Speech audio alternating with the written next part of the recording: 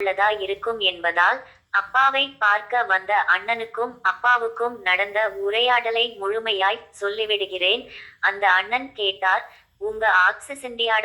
Online கம்பெனியில் எதனால் எந்த மாற்றத்தை கொண்டு வந்தீங்கன்னு சொன்னா,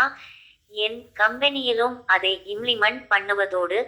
நானும் ஆக்சிஸ் இந்தியாவில் அதன்படியே செயல்படுவேன் என்றவரிடம் அப்பா கேட்டார், ஒரு பேங்கில் எல்லாரிடமும் நல்லா பழக்கமுள்ள வசதி படைத்த ஒருவர்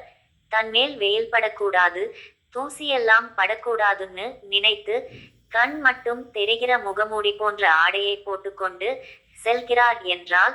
எப்போதும் போல நேராக மேனேஜரை போய் பார்த்துவிட முடியுமா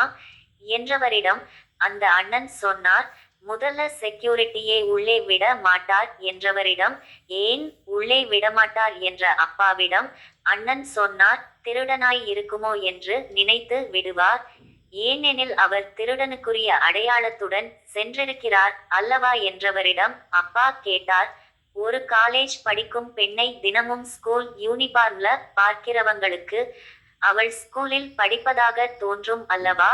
ஏனெனில் ஒவ்வொரு வகையானவர்களுக்கும் ஒவ்வொரு அடையாளம் இருக்கிறதல்லவா, அதன்படிதான் அவர்களை அடையாளம் காண்பார்கள் அல்லவா. சாதாரண நபர்களையும் ஸ்டார் ஹோட்டல் போன்ற பெரிய பெரிய ஹோட்டல்களில் அழைத்து வைத்து கோட் ஷூட் எல்லாம் போட்டுக்கிட்டு